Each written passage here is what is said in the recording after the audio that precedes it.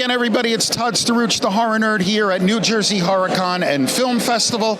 It's the first night of the convention. I am having a blast, and it is about to get even better because I have the honor and privilege of sitting here with the lovely and talented Kathy Najimy. Kathy, how are you? Thank you. I'm good. Go on. No, really, go on. She is so lovely and talented that I can barely contain myself right now. No, I'm not kidding. It is an honor to get to talk to you for a few minutes. My pleasure. I appreciate it. So, how is the convention for you so far? I saw a tremendous line of people here looking to meet you. I mean, I think this is the first day, so it's a little slower than I'm used to, but we're thinking like tomorrow and the next day it might pick up. But you know what? Lovely people. Nobody's assy. Everybody's sweet and kind. I mean, I get to sit, I have a coffee. What's there to complain about? Exactly. Nothing. Exactly. Give me a minute. Well, I say all the time, I really can't complain, and if I did, who would listen? Exactly. Right? So, Kathy, I almost don't know where to start, but I don't want to take too much of your time. So many iconic roles, but Hocus Pocus, I mean, obviously is one of the ones that is a personal favorite of mine.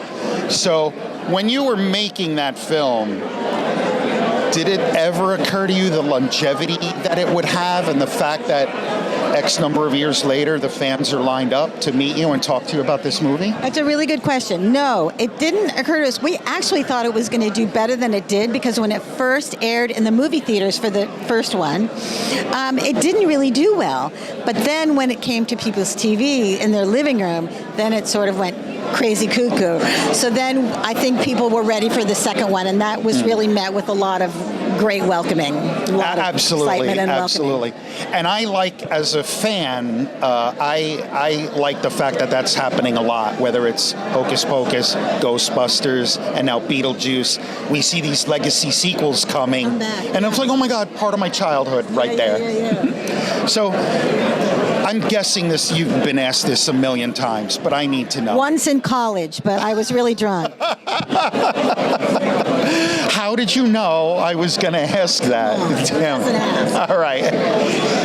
How did you manage to make the face the whole time? Well, you know, it's interesting because when Kenny Ortega, the director of the first one, and Fletcher, the second one, both great people. I mean, two of the best people I've ever worked with, and I'm a complainer.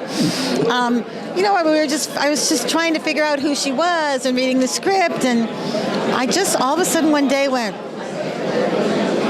and I looked in the mirror and I was like, that's her. There she is. And the interesting thing is that my whole life, like since I was maybe 14, I was the biggest fan of Bette Midler. I mean, she was on the top of my Christmas tree, her face. When I moved into my own apartment, she was on the walls, the posters on everywhere.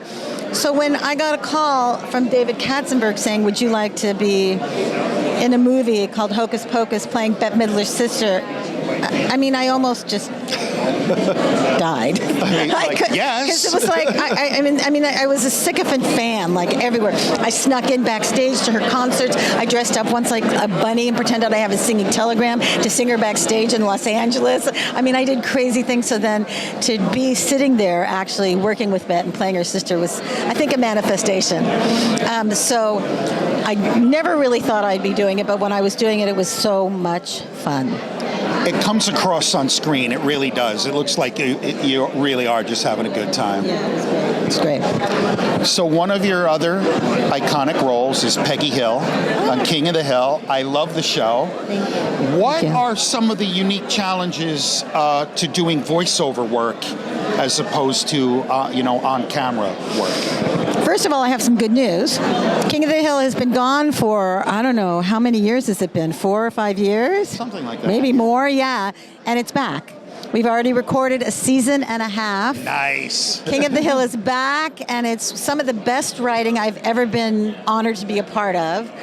Great cast. I mean, it's just, I'm such a lucky person. Good writing is so hard to find. So when they called and said King of the Hill is back, I was like, I have an angel. I forgot the second part of the question. The question was, what are the unique challenges to doing voiceover work for animation versus in front, being in front of the camera? I mean, there's no challenges to voiceover work because, you're right there. Like, you can be in your pajamas. It's all just your voice. You don't have to use any other part of you. You know what I mean? You don't have to be there in the morning and get your things on. So it's like very pure acting. And I'm lucky, we're lucky, because King of the Hill has always had a great writer's room. I mean, Mike Judge, Greg Daniels, I mean, they're just geniuses. And this year, for the past season and a half that we just recorded, an all-new writing staff.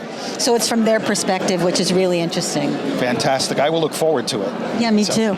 So, Kathy, I don't want to take up too much more of your time, so one final question. If you had one message that you could give to your fans out there, what would you like to say to them? And we're a grown-up program, so you can literally say whatever you want. I would say thank you for being a fan. And I would also say this is so important to me. Please vote. Please, please vote. It's very, very important. This next election really is a huge one. I don't know if we're on the same side, but I'm hoping we are. And if you vote, I will literally come to your house and kiss you. Not really, but I will virtually. I was going to say, I'm going to wear my voter sticker, so I'm going to be like, Kathy,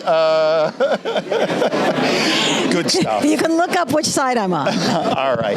Kathy, thank you so much for a few minutes of your time. It really was fun to get to meet you and spend a few minutes. You too. I wish you much success in all of your future Don't endeavors. go far. Come back in 10 minutes. I'll miss you. And thank you for being a part of our lives and for giving us so much entertainment over the years. That's so sweet. My pleasure. Thank you. I appreciate you. Kathy Najimy, everybody, here at New Jersey HorrorCon and Film Festival. I'm the horror nerd, Ton Staruch, signing off. We will see all of you in the next interview. Well done.